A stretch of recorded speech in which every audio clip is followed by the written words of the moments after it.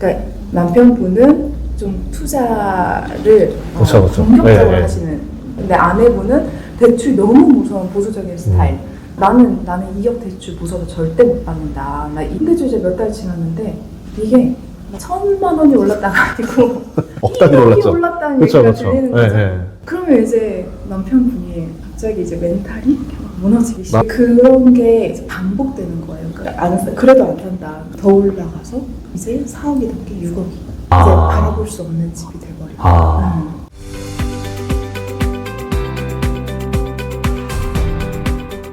안녕하세요. 이번에는 박희연 변호사님 모시고 이야기 해보도록 하겠습니다. 반갑습니다. 네. 예. 주로 어떤 일을 하고 계시죠? 저는 법무법인 재원의 대표 변호사로 일하고 있고 이혼 전문 변호사 지금 11년 차입니다. 사례가 지금 몇 건 정도 됐었나요? 저희가 최근 5년간 그 상담한 거 한 2만 건 정도 추산이 됐던 것 같아요. 그럼 단도직입적으로 제가 여쭤보면은 지금 많은 정책들이 나오고 있어요. 네. 결혼, 신혼부부 정책, 뭐 출산 정책 뭐 이런 게 여러 개 나오고 있는데 왜 결혼을 안 하는 건가요? 근데 그 정책의 목적도 결국엔 경제적인 안정 아닌가요? 그걸 목표로 하고 있잖아요. 예. 그 말은 역으로 얘기를 하면 돈이다. 돈이다. 기승전 돈이다. 나 잘 먹고 잘 살고 싶잖아요. 그거 예. 당연한 욕구 아니에요? 그러니까 이게 그쵸. 뭐 돈을 너무 추구하면 안 좋게 얘기하시는 분들도 있는데 잘 먹고 잘 살고 편하게 살고 싶다고 사는 거잖아요. 부부로 같이 결혼해서 애 낳고 하는 것도 우리 부부가 행복하게 안락하게 잘 살고 싶은 거고 내가 애기 낳는 것도 애기가 그렇게 잘 살았으면 좋겠는 거고. 근데 지금 경제 상황이 우리가 잘못해서 결혼해서 애 낳으면 그 삶이 안 되겠는데 이런 쪽으로 흘러가고 있으니까 아무래도 그런 부분에서 이제 결혼이나 아이에 대한 부분이 좀 꺼려지는 게 있고 정부에서는 그 문제 때문에 결혼도 안 하지. 그러니까 애를 안 낳을 거면 사실 결혼을 할 필요가 없다라는 생각이 좀 들기도 하잖아요. 그쵸. 연애랑 상관이 차이가 없잖아요. 네. 그러니까 애를 낳으면 우리가 지금처럼 경제적으로 윤택하게 살 수 없다라는 결론에 이른 분들은 우리가 굳이 결혼이라는 법적인 혼인관계를 만들 필요가 있나가 되니까 애를 안 낳을 거다. 이게 결국에는 결혼 안 할 거다. 이렇게 이어지는 것 같아요. 그러니까 우리가 서포트해줄 수 있는 거는 결국에는 정책적으로 돈을 해주겠다. 그러니까 대출을 저리로 해주겠다. 뭐 얼마만큼 집 살 때 도와주겠다. 뭐 다 이런 것들이죠. 그러면 지금 어떤 정책이라던가 좀 어른들은 젊은 친구들이 자기들의 좀 어떤 라이프에 대한 욕심 때문에 결혼을 안 한다라 생각할 수 있겠지만 지금 결혼의 이 젊은 친구들 입장에서는 돈에 대한 공포 때문에 못 하고 있다라고 볼 수도 있겠네요. 저는 완전히 후자라고 생각하거든요. 그러니까 저는 이제 20, 30대 분들이 이제 결혼을 안 하는 게 문제잖아요. 근데 그런 걸 봤을 때는 욕심이다? 그런 부분이 어른들이 봤을 때 욕심이다라고 하는 게 전혀 그렇지가 않아요. 지금 우리 기성세대도 50대 이상의 분들은 사실 고성장을 맛보시면서 그냥 가만히 있어도 나라가 잘 살아서 집값이 올라서 내가 너무 풍요롭게 살게 된 그런 층이라고 보면 지금 20, 30대들은 내가 평생을 아무리 노력하고 벌어도 집 한 채를 못 살 것 같은데 이런 그 공포심에 살고 있는 세대라서 그런 세대한테 너네가 조금 더 편하게 살고 싶어서 너네가 좀 더 멋들어지게 살고 싶어서 그래서 결혼 안 하는 거지? 뭐 그래서 애 안 낳는 거지? 고생하기 싫은 거지? 라고 말하시는 거는 이 세대에 대한 이해가 좀 없다, 낮다, 조금 부족하다. 왜냐면 경험하지 못했으니까. 근데 저는 이 세대하고도 어느 정도는 충분한 공감이 되고 경험이 있고 그리고 또 기성세대의 생각도 충분히 이해하기 때문에 그 두 세대의 차이를 좀 알 수 있을 것 같아요. 그러니까 왜 그렇게 생각하시는지도 알겠고 20, 30대들이 왜 애를 안 낳고 왜 결혼을 못 하는지에 대한 것도 저는 알겠고. 그래서 요새는 좀 결혼을 차라리 뭐 생각할 때 하려면 잘해라. 안 하려면 하지 마라. 이런 쪽인가요? 아니면 그냥 무조건 해봐라 쪽인가요? 어떠세요? 이거 개인적인 의견이니까 저는 그냥 어떤 경험이든 해보고 후회하자. 해보고 나한테 와라. 아니 그러면은 큰 그림을 그린 건 아니고요. 근데 뭐 어떤 거든 내가 인생을 짧게 사는 게 아니잖아요. 요새는 뭐 120살까지도 산다는데 그 삶을 살아가면서 내가 내 미래를 함께 그려갈 동반자가 옆에 있는 그 한 움타리를 만들어 보는 그 경험을 해보는 것도 인생을 굉장히 풍요롭게 만드는 일 아닌가? 그래요. 개인적인 생각. 그러네요. 요새 폭삭 사과수다 드라마 보고 나니까 그래, 하긴 해야 되겠다. 그래요? 그런 생각이 좀 들긴 들더라고요. 네. 사례를 좀 한번 좀 들어볼 건데, 경제관념 차이로 이제 이혼하는 사례들도 꽤 많다고 들었거든요. 그쵸. 이게 예전하고는 좀 다른데요. 코로나 사태 이후가 좀 이런 경제적인 문제가 많이 일어났던 것 같아요. 그러니까 코로나 전과 코로나 후로 나눌 수 있다라고 저는 그렇게 얘기하는데, 그럴 것 같아요. 네, 제가 한 11년 차니까 뭐 2010년부터 일을 했을 거잖아요. 그 당시에는 이렇게 뭐 투자 문제로 이제 이혼을 한다거나 하는 상담들이 있기야 있죠. 드문 있었어요. 근데 이게 이 코로나 이후에 경제적인 그 상황이 너무 급변했잖아요. 코로나 터지고 나서 제가 제일 먼저 들었던 건 우리나라 망한다. 예. 망한다 그랬는데 갑자기 집값이 막 천정부지로 막 오르고 주식 오르고 뭐 새로운 비트코인 막 이런 코인들 막 오르고 하면서 그냥 온 국민이 그냥 투자. 그러니까 뭐 20대 30대 다 그냥 어르신들까지 다 모든 연령층이 투자를 정말 많이 하시고 관심을 두시고 하셨던 것 같은데, 그러다 보니까 그 세대, 그 시대에서 결혼을 해서 이 투자를 하는 관념이 달랐던 커플들이 거기서 갈등이 빚어지고 깨어지는 경우들이 좀 있어요. 그러니까 이게 굳이 키워드를 따지자면 부동산, 주식, 코인, 세 개인데 이게 부동산 같은 경우에는 대부분이 이런 케이스예요. 그러니까 이 코로나 터지고 나서 집값이 주춤한 것 같더니 갑자기 막 오르기 시작을 했었거든요. 그쵸? 예. 근데 그게 너무 무섭게 올랐어요. 그러니까 1년에도 예. 몇 억씩 오를 정도였는데, 대기업을 다니는 남편, 그리고 전업으로 아이를 키우고 있는 아내, 이게 참 그 전세에 살면서 이렇게 알뜰하게 전세금 대출 갚아가면서 이렇게 살았던 거죠. 근데 이제 그렇게 살고 있는데 집값이 오르는 것 같다 하니까 이제 남편분이 아무래도 집을 사야겠다 이렇게 된 거예요. 근데 집값이 점점 오르죠. 너무 빠르게 오르니까 남편은 우리 전세가 지금 2억인데 2억 정도 대출을 받아서 우리 이 자가를 사자 이렇게 나온 거죠. 예. 근데 이제 아내분 입장에서는 내가 지금 이 2억도 부모님한테 빌린 돈에 우리가 겨우 아껴가지고 대출 갚고 있는데 여기에 2억을 빌리자고가 되는 거예요. 그러니까 남편분은 좀 투자를 본격적으로 네. 하시는, 근데 아내분은 대출 너무 무서운 보수적인 스타일.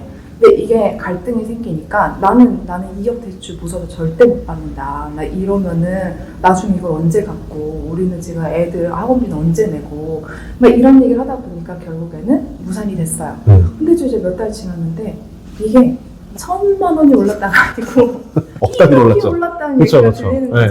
그러면 이제 남편분이 갑자기 이제 멘탈이 무너지기 시작해요. 나가면서 이제 한쪽을 비난하겠죠. 왜 말렸냐. 그죠. 예. 그런 게 이제 반복되는 거예요. 그래도 안 산다. 그러니까 3억 대출을 어떻게 받냐, 2억도 무서운데. 근데 그랬는데 이제 그렇게 하자 하다가 별로 갈등이 생겼다가 더 올라가서 이제 4억이 넘게 6억이 이제 바라볼 수 없는 집이 돼버리고. 그러면서 이제 서로 비난하는 거죠. 예. 너는 왜 남자 하는 일에 간섭을 해가지고 뭘 한다고 우리한테 거지됐지 않냐 이러는 거고, 아내분은 남편한테 아니 그렇게 잘하면 진짜 그냥 나 모르게 가서 하니까 그러면서 나름 이제 막 무시한다 이렇게 되는 거죠. 네. 그렇게 갈등이 깊어지다가 가끔 쓰시고 이러다가 헤어지고 뭐 이렇게 근데 그때는 이제 한창 오를 때 얘기고 꺾이고 나서도 또 나오지 않아요? 꺾이고 나서는 네. 생각보다 안 나와요. 안 나와요? 그냥 그때는 이혼하실 분들이 이혼하시는 거. 아, 이게 주식이랑 똑같구나. 그러니까 주식 때 제일 공포스러운 게 뭐냐면요. 떨어질 때가 아니에요. 어차피 나도 가난하고 남도 가난하니까 괜찮아요. 근데 제일 힘들 때는 나만 못 샀고 남들은 사서 돈 벌 때. 그때 뭔가 이게 낙오된다는 느낌이 되게 무서운가 봐요. 맞아요. 그때는 뭐 주식도 부동산도 마찬가지고 네. 그 시류에 타지 못하면 네. 그러면은 흔히 말하는 벼락거지가 된다. 네, 맞아요. 이런 네, 공포심이 있었던 때고 이제 남들이 이제 그걸로 막 내 옆에 동기는 네. 갑자기 10억 부자가 됐다는데 네. 나는 전세 살고 있고 이거에 대한 현실적인 괴리감 그게 엄청 컸던 거죠. 근데 네. 주식이나 코인은 좀 반대긴 해요. 일어서? 주식이나 코인은 이러면 이혼하러 오세요. 이름. 부동산은 어쨌든 내가 여기 살 거고 네. 우리 가정이 단란하게 있는 곳이고 이런 게 있는데 버티면 된다. 그렇죠. 근데 네. 주식은 거의 다 이런 식이시거든요. 그러니까 처음부터 아내분하고 나 주식 투자를 하겠어. 나 네. 코인을 해보겠어. 뭐 이런 것보다는 네. 일단 내가 갖고 있는 용돈 갖고 좀 해봐요. 근데 처음에는 이게 초심자의 행운이라는 게 진짜 있는 것 같아요. 네. 이럴 때 갑자기 확 오르죠. 아. 그럼 이제 사람이 마음이 더 하고 싶어지니까 예. 조금 목돈을 끌어다가 했는데 예. 이럴 땐 희한하게 확 떨어져요. 근데 여기에서 이제 딱 멈추셔야 되는데 그거를 보통 잘 하지 못하시고 여기저기 다 끌어다 쓰시는 거잖아요. 집 대출. 그러면 만약에 어쨌든 부부인데 대출을 여러 군데서 막 받았어요. 그렇게 해서 이제 잃어서 이혼을 하게 되면 빚은 어떻게 나눠야 됩니까? 이게 그래서 위험한 거예요. 그러니까 그 이혼하러 오시는 분들이 빨리 이걸 알아채시는 분들, 이혼하겠다고 오시는 건 더 이상의 재산을 상실하진 않아야 한다. 그러니까 남은 이거라도 지켜야 된다는데 그러니까 왜 그러냐면 그 전에 주식이나 뭐 코인이나 이런 걸 해가지고 많이 잃었어요. 네. 그러면은 내가 시켜서 한 것도 아니고 투자해서 잃은 거니까 다 그 점 책임 아니에요? 라고 얘기를 하시거든요.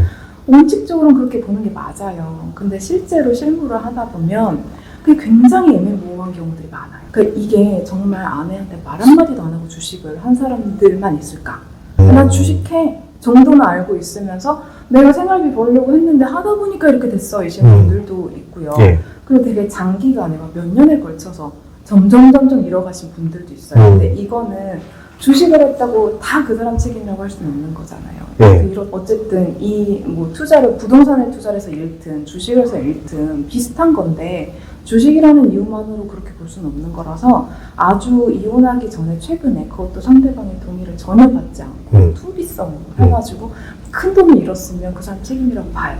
근데 그렇지 않은 경우에는 애매하게 이게 다 이렇게 뭉뚱그려서 기여도 조정으로 끝내버리는 그런 일들이 있으니까 네, 이게 뭐 주식이나 코인도 치료도 받으시더라고요. 중도 치료. 그쵸, 있죠. 네, 그럴 정도로 심각한 상황이라면 빨리 정리를 하시는 게 그 남은 재산이라도 좀 건질 수 있는 상황인데. 보통 이미 중도까지 빠진 사람은 이거라도 지키자라는 개념이 없을걸요?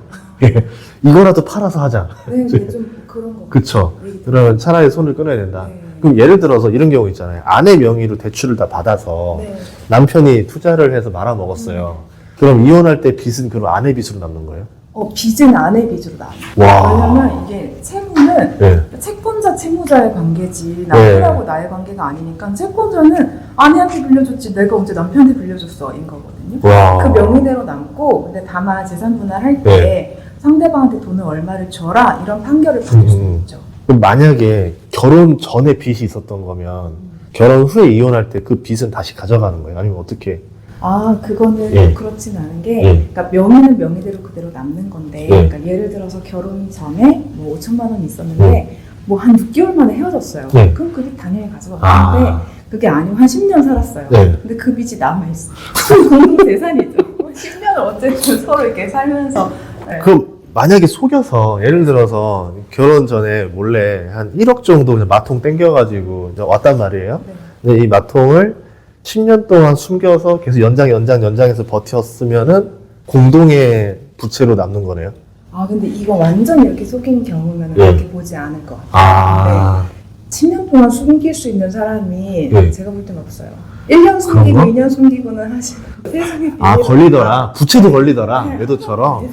보통 그걸 넘어가 주시죠. 그것 때문에 헤어지신다는 분들은 없고. 실제로 그런 사례들이 또 많은지 걸렸을 때 또 어떻게 하는지 그게 이혼 사유까지 안 가지 않아요, 보통? 이혼 사유 큰 금액이었고 지금 경제 상황에 비했을 때 그러면 이혼 사유가 될 수 있어요. 어쨌든 기망한 거니까. 근데 보통은 그렇게 큰 대출을 받고 결혼하시는 분들은 잘 없고 그냥 몇 천만 원 수준이라거나 어쨌든 부담스러운 돈이지만 살면서 해결할 수 없는 정도는 아닌 분들이 많아요. 그러면 밝혀지고 그걸로 싸우고 신뢰를 잃었다 뭐 이런 얘기들은 결국엔 나오지만 내가 너의 학자금 대출 5천을 이제 알았으니 나는 이제 헤어지겠다 이러시는 분들은 거의 본 적이 없어요. 그럼 지금 경제관념으로 이제 이혼하는 사례 중에서 예를 들어서 서로 통장이나 이런 그 서로 재산을 딱 각자가 딱 관리하고 생활비만 딱 같이 모아서 쓰는 가정들도 있잖아요. 그런 집들은 보통 이런 경제적인 이유로 이혼 안 하지 않을까요? 그런 경우들은 크게 없죠. 경제적인 이유랄 게. 근데 뭐 어쨌든 각자 관리를 하더라도 혼인 기간이 길어지면 공동 재산이라고 봐야 되기는 해요. 그래요? 네, 무자르듯이 뭐 내가 그만큼은 내 거고 이렇게 보기는 어렵고 다만 그런 다툼이 좀 없긴 하겠죠. 요새 많이 좀 들리는 사례 중에 하나가 이혼 전에 좀 준비를 하시는 분들이 있더라고요. 재산을 빼돌리는 거. 네네. 예를 들어서 이혼 전에 재산을 뭐 부모님한테 보낸다던가 친구한테 보낸다던가 이런 식으로 막 3억을 보내버려요. 그런 다음에 이혼해 재산 갈라 나 돈 없어 이래버리면 어떻게 찾아와요? 오랜 기간 준비를 하신 분들은 사실 좀 찾기 어려워요. 뭐 1,000만 원씩 야금야금 보낸다던가 이렇게. 그러니까 예를 들어서 내가 이혼해야겠어. 그래서 이 1년 정도 안에 1,000만 원씩 막 큰 돈가 막 1억 되는 돈이 갑자기 출금이 된다거나 아니면 누군가한테 간다거나 하는 것들은 다 찾아내요. 왜냐면 저희 같은 경우에는 이제 사건 딱 진행하면 뭐 재산에 대한 부분 당연히 중요한 거니까 바로 증거조사들을 다 시작한단 말이에요. 그러면은 사실 상대방 재산에 대한 거 웬만한 건 다 알아내요. 그러니까 뭐 부동산 뭐 있는지, 뭐 주식 뭐 있는지, 뭐 보험 뭐 있는지, 예금도 쭈루루루루 숨기고 싶어도 다 나와요. 보험도 알아내요? 네, 보험 해약환급금도 재산입니다. 예를 들어 그런 거 있잖아요. CEO 보험 이런 거는 한 7년 뒤에 4억, 5억 이렇게 들어오는 거 있으면 그런 것도 알아내는 그러니까 거예요? 지금 현재 상황에서 내가 받을 수 있는 그 돈을 같이 따지는 거라 그래서 다 받아내고 그리고 예금 같은 경우도 쭈루룩 목록이 있잖아요. 뭐 국민은행 같은 그러면 저희는 이게 최근 3년치 정도는 무조건 거래 내역을 다 받아봐요. 이거 뭐 동의서 안 쓰면 못하고 그런 거 아니에요? 3년까지는 이게 법원의 허가를 받아서 하는데 3년까지는 보통 다 허가를 해주고 있고 그것보다 훨씬 전에 어떤 정황이 있어서 이 사람이 큰 재산을 뭔가 뭐 부동산을 팔았는데 그 대금이 어디 가는지 알고 싶다. 이런 거는 그 시점이라도 뭐 5년, 7년, 8년 됐어도 기록만 있으면 허가 받아서 볼 수 있어요. 그래서 일단은 쉽지 않다. 은닉 자체는 굉장히 쉽지 않다. 다 찾아낼 수 있다. 인데 그런 분들이 있어요. 나는 5년 후에 아니면 10년 후에 이혼을 할 거야. 있어요. 칼을 갈고 사시는 진짜 있어요. 지인 중에 그런 분 있었습니다. 저희 의뢰인분들 중에도 정말 철저히 예를 들어서 우리의 20살 되면 무조건 할 거야. 이런 사람들. 그러면 그럴 때는 소액을 생활비로 몇백 정도가 한 달에 나가는 거는 크게 이상하진 않잖아요. 소액을 계속해서 현금으로 출금을 한다고 이렇게 해놓는 거예요. 그게 몇 년이 되면 큰 돈이 되거든요. 그쵸. 근데 이거를 나중에 여기 이달에 300, 여기는 150, 여기는 220 나갔네요. 이렇게 해도 이게 현금으로도 생활비를 써야 되잖아요. 그래서 생활비 출금해가지고요. 애들 학원비로 썼고 했는데 이걸 어떻게 다 10년꼴 증빙을 해요? 이렇게 나오면 사실 생활비로 쓸 수 있을 만한 금액이라고 보여지면 그러면 이게 은닉이라고 딱 직결할 수가 없어요. 이런 경우는 좀 쉽지 않죠. 근데 어쨌든 회사 하시는 분들은 그러니까 메인 매출 같은 걸로 막 만들어 놓으신다거나 나중에 이제 평가할 수 있는 것들로 바꿔서 야금야금 만들어 놓으신다거나 허위 회사 하나 만들어가지고 이렇게 좀 돈을 많이 해놓으신다거나 그렇게 하시면 안 되는 거니까 근데 그런 부분들은 있죠. 이런 건 진짜 그러네. 회사를 가지고 해버리면 더 조회가 어려워질 거 아니에요. 그리고 상대방 입장에서는 그 회사에 대해서 아는 게 없으니까 그거에 대해서 밝히고 싶어도 밝히기가 너무 어려운 거예요. 회사 사정이니까. 그럼 법원에서도 회사까지도 조회할 수 있게 해주는 거예요? 일단 뭐 재무제표 같은 거 있잖아요. 그런 거는 그 관리하고 있는 회계사무소 통해서도 받아볼 수 있고. 그래요? 그런 거는 다 할 수는 있는데 근데 그래도 이때 비용이 얼마 나갔는지 그게 정말 정당하게 쓰인 건지를 판단할 수 있는 기준은 사실 회사를 진짜 운영하고 있는 사람 아니면 잘 없죠. 보통 그러면 이제 회사의 지분을 뭐 이혼할 때 배분할 때 회사 지분을 받는 경우가 많아요? 아니면 그냥 뭐 남편은 회사를 하고 아내가 아니라 그러면 그 회사 지분으로 줘? 아니면은 그냥 회사 가치를 얼마라고 보고 현금으로 줘? 어떻게 해요 보통? 더 우세한 쪽은 현금으로 달라. 그래서 주는 거. 왜냐면 이 회사에 대해서 이 배우자도 어느 정도 기여한 부분이 있다고 하면 지분을 주장할 수 있는데 사실 그렇지 않고 정말 온전히 한쪽이 운영을 한 회사라고 하면 그 지분을 나누는 것까지는 왜냐면 경영권의 문제도 있고 하니까 그래서 그렇게까지는 잘 안 하고요. 이 지분 가치는 다 감정평가를 해요. 왜냐면 이제 예를 들어 회사를 가지고 은닉한 게 뻔히 보이는데 잡을 수는 없고 심증을 갖는 물증이 안 나왔을 때 그때 그냥 나 지분으로 줘 이렇게 해서 쥐고 있으면 꼼짝없이 잡아놓을 수 있잖아요. 이런 경우 있어요. 있어요? 네. 그치. 아니, 지분 그러니까 상당히 큰 회사인데 네. 이거를 감정평가를 처음에 했을 때랑 그 소송을 몇 년을 끌었어요. 몇 년 후에 가치를 다시 평가를 하자고 해가지고 또 평가를 했는데 영혼을 만들어 놓으셨어요. 아, 그럴 수 있죠. 네, 네. 그럴 수 있잖아요. 네. 그래서 법원에다 그냥 지분을 절반 달라고 그랬어요. 영원짜리니까. 그러니까 잘못했을 일이잖아요. 그래. 근데 진짜 법원에서 지분을 50% 주라고 했어요. 근데 그럼 사실 회사 운영하는 사람에서는 이게 훨씬 더 큰 문제죠. 그냥 같이 다 넣고 원래 이게 그 네. 상대방이 운영하고 있는 회사면 그 배우자 같은 경우에는 직접 관여한 게 아니니까 기여도를 낮게 평가받거든요. 네. 그러면은 뭐 예를 들어서 이 10%만 주려고 했던 거를 갑자기 반 이렇게 돼버린 거예요. 근데 그 회사 갑자기 뭐 그만하실 건 아니잖아요. 그쵸, 다시 그쵸. 운영하실 네. 거잖아요. 그럼 사실 엄청 시리시죠. 이런 그러니까 어떻게 보면은 어떻게 은닉한다 하더라도 뭐 회사를 핑계로 은닉한다 하더라도 이제 이렇게 하는 방법들을 통해서 다 이제 거의 빠져나갈 수 없게도 할 수 있다. 볼 수 있겠네요. 그럴 수 있다라고 저는 생각하고 아까 말씀드린 분 같은 경우는 정말 악수를 뒀다. 지분 절반을 뺏기다. 그 이런 네. 거죠. 그래서 제가 느끼는 거는 그냥 가정에 잘하시는 게 애초에 가정 법원을 가지 않게 하는 게 제일 낫지 않을까.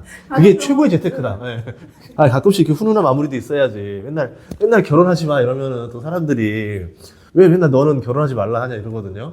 네. 차라리 최고의 재테크는 행복한 가정을 유지하는 것이다. 네, 제 최고의 인생이기도 하고. 좋은 배우자, 또 좋은 가정이 무엇인지 유지하려면 또 어떻게 해야 되는지 이런 노하우들을 또 듣는 시간인 것 같아서 너무 좋았습니다.